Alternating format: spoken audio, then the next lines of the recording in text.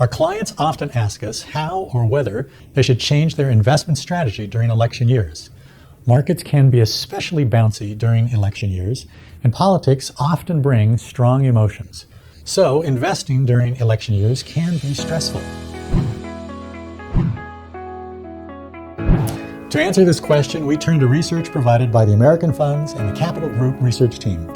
They have analyzed 22 election cycles and found there are some significant considerations that deserve your attention, but they may not be what you're thinking.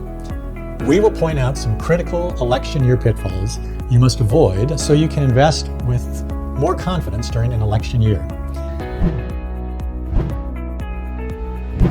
The research by Capital Group found that, historically speaking, elections have made essentially no difference when it comes to long-term investment returns.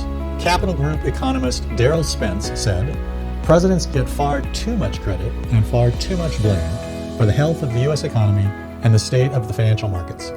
It turns out there are many other variables that determine economic growth and market returns, and frankly, presidents have very little influence over them. So it turns out who is in the White House is not that important for an investor. What is important is whether they're staying invested. A $1,000 investment in the S&P 500 made when Franklin D. Roosevelt took office would have been worth over $14 million today. We picked that time frame because during that time frame, there have been exactly 7 Democratic and 7 Republican presidents. Getting out of the market to avoid the other party's candidate could have severely detracted from your personal returns. Even though your candidate may lose, you can still be a winner by resisting the temptation to base your investment decisions on your politics and election results." Capital Group's research shows the markets do not react to whom is in office, but they do react to uncertainty, and primary season breeds uncertainty. These days, there are so many candidates on the campaign trail, it is more difficult than ever to predict what will happen. This may cause the markets to be more volatile than normal. But once each party has selected its candidate, research shows markets have tended to return to their normal upward trajectory. The smart investor knows volatility may be scary, but it can also bring opportunity. Policy proposals during primaries often target specific industries, putting pressure on share prices. In the past, those targeted sectors have often rallied after the campaign spotlight dimmed. It happened with healthcare following the 2016 presidential and 2018 midterm elections, and has happened with other sectors in the past. This can create buying opportunities for investors who have the ability to withstand short-term volatility. But please understand, we're not in any way suggesting you participate in market timing strategies. In fact, that is the last pitfall we are going to talk about today. One of the purposes of a presidential campaign is to shine a spotlight on and even magnify the nation's problems. Negative campaign ads come at us from every direction, expertly designed to make us wonder if our nation is tearing itself apart. Capital Group research found this has caused investors as a whole to pour money into low-risk money market funds leading into elections, and traditionally, more risky equity funds after elections. Research shows market timing strategies like this are rarely a winning long-term investment strategy. Capital Group compared 3 hypothetical investment approaches. Number 1, being fully invested in equities. Number 2, making monthly contributions to equities. 3, staying in cash until after the election.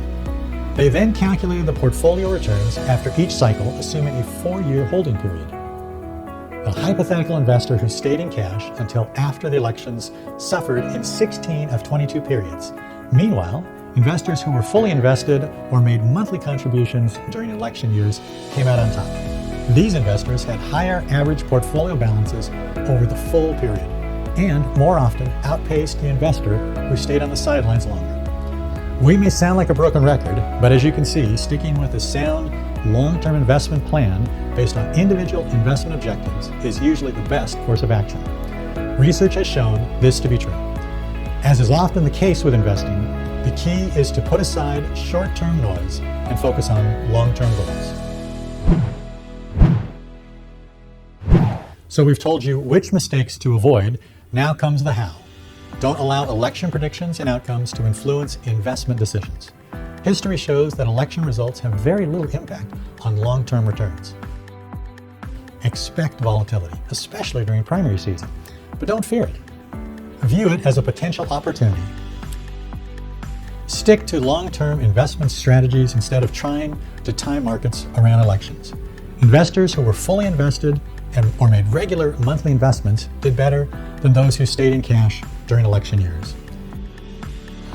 We hope you have found this video useful and can now go forward investing with confidence during election years. Once again, feel free to follow the link in the description for the full report from the Capital Group. We thought it was exceptional at answering the age-old question of how to invest during an election year. Don't forget to like this video and to subscribe to our YouTube channel to see more of our content.